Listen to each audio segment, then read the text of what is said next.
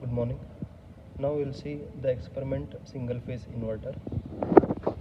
So this is one of the simplest experiment if you know the circuit diagram, okay, and if you rig up as per the circuit diagram, you will get the output.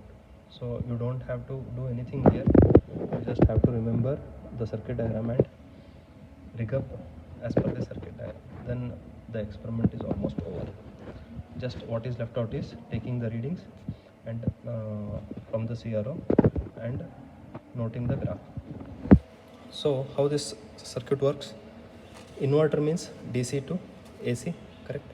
This is input, this is output. So how DC is converted to AC?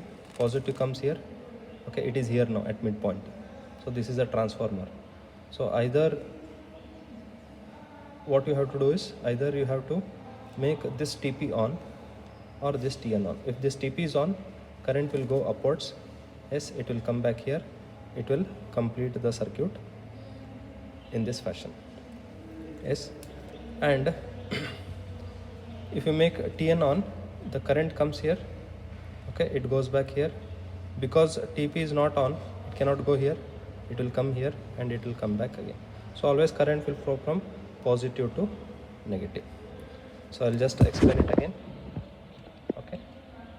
Make TP on, current goes upwards in this transformer, comes like this, and when you make TN on, positive current comes like this, it goes here downwards and it completes this path. So in this transformer, once you are making upwards and once you are making downwards, so that is you are changing the direction of current in the transformer. So because of rate of change of current, okay, because of rate of change of current, flux will change, so that will induce EMF here. So that's how you are getting waveform here, output waveform as AC. So you will get AC output. Note that you will get square wave AC, okay, square wave AC, not sinusoidal AC, okay. Now what is this DP, C and L is for?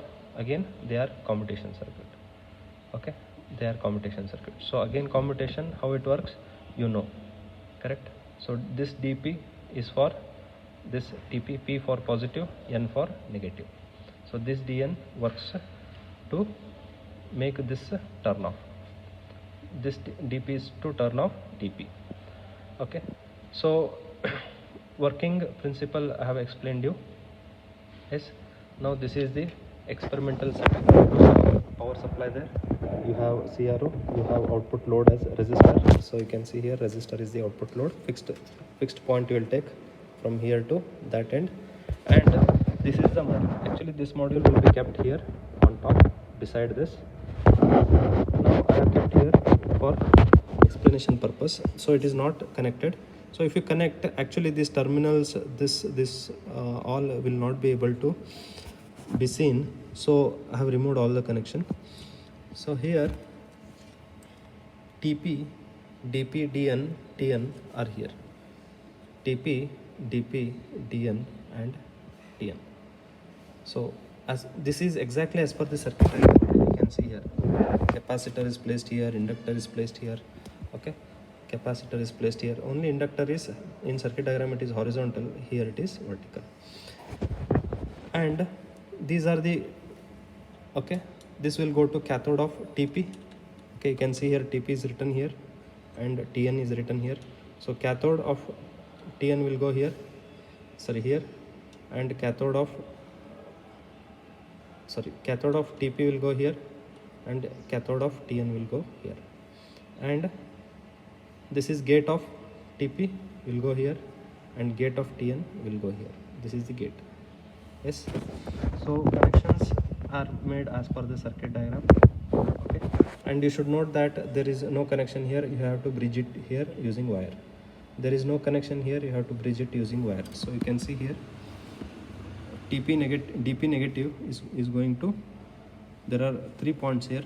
DP negative is going to top tapping, positive is coming from battery, so it is going to middle point tapping, and bottom top pointing is going to DN.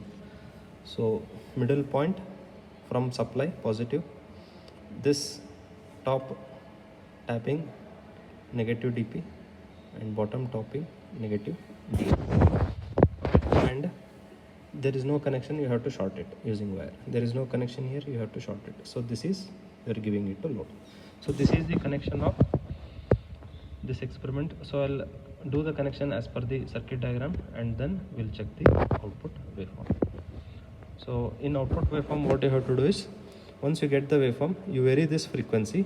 So for different frequency, you will get different output voltage. You just have to note it down. So for input will be fixed 30. For different frequency, different output voltage, which we are connecting a DMM here. Either you can use DMM or you can take the average. So better is to take the reading of DMM. DMM will be here, and we will take the readings for different frequency. Frequency, how will you measure? You will have to measure using, okay, CRO. You know how to measure using CRO. So this is the experiment, and once you finish the experiment, you have to